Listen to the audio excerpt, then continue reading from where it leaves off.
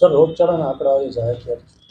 રાજકોટ મહાનગરપાલિકાની આરોગ્ય શાખા હેઠળના વિવિધ શહેરી પ્રાથમિક આરોગ્ય કેન્દ્ર ઉપરાંત પીડીયુ અને પીકેએસ ખાતે નોંધાતા આંકડા મુજબ જોવા જઈએ તો ગત સપ્તાહે જે છે રાજકોટ મહાનગરપાલિકા ખાતે શરદી ઉધરસના કુલ 1271 કેસ નોંધાયેલા છે. આ ઉપરાંત સામાન્ય તાવના 861 કેસ, 191 જેટલા કેસ છે ઝાડા ઉલટીના, સાથે સાથે ટાઇફોઇડનો 1 અને કમળાના 2 કેસ નોંધાયેલા છે. સાથે સાથે જોવા જઈએ તો વેક્ટરબોર્ન ડિઝીઝમાં ડેન્ગ્યુના 2 કેસ નોંધાયેલા છે. એની સિવાય ચિકનગુનિયા કે મેલેરિયાના કોઈ પણ કેસ ગત સપ્તાહે નોંધાયેલા નથી. ઉપરાંત જોવા જઈએ તો હાલ એની સિવાયના કોઈ પણ જે છે એ વેક્ટરબોર્ન કે વોટરબોર્ન ડિઝીઝ છે એ નોંધાયેલા નથી. સર, જે આ શરદી ઉધરસના કેસો શા માટે વધી રહ્યા છે? જે હાલ જે છે એ સિઝનલ ટ્રેન્ડ ચાલી રહ્યો છે મુજબ જે છે સિઝનલ ફ્લૂના કેસીસ એટલે શરદી ઉધરસ તાવ અને ખાસ કરીને એલર્જીક રાઇનાઇટિસ અને એલર્જીક સિઝનલ ફ્લૂ જે છે એલર્જીક ફ્લૂના કેસીસ અથવા શરદી ઉધરસ જે છે એ વધી રહ્યા છે.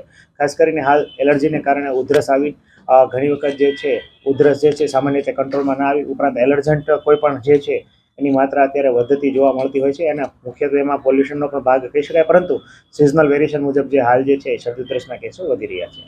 કઈ કાર્યવાહી કરવામાં હાલ જે છે ખાસ કરીને વેક્ટરબોર્ન અને વોટરબોર્ન ડિઝીઝ કંટ્રોલ માટે સઘન કાર્યવાહી સર્વેલન્સની કામગીરી કરવામાં આવી રહી છે. આ ઉપરાંત આરોગ્ય કેન્દ્રો પર પેસિવ સર્વેલન્સ પણ કરવામાં આવી રહી છે. ખાસ કરીને જોવા જઈએ તો વિવિધ પ્રકારના કોઈ પણ પ્રાઇવેટ સેક્ટરમાંથી કે ગવર્મેન્ટ સેક્ટરમાંથી જેટલા પણ ડેન્ગ્યુ ખાસ કરીને શંકાસ્પદ ડેન્ગ્યુ કે શંકાસ્પદ ચિકનગુનિયા ઉપરાંત કોઈ પણ શંકાસ્પદ વોટરબોર્ન ડિઝીઝ પણ જોવા મળે તો ત્યાં અમે સઘન કાર્યવાહી હાથ કરી રહ્યા છીએ.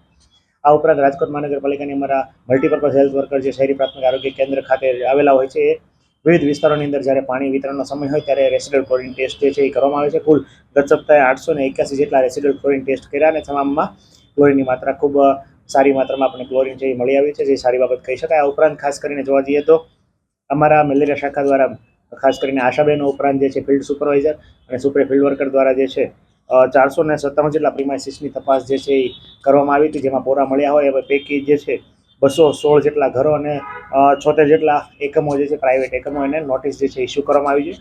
આગામી સમયમાં એમાં વહીવટી ચાર્જ વસૂલ કરવાની કામગીરી પણ કરવામાં આવશે.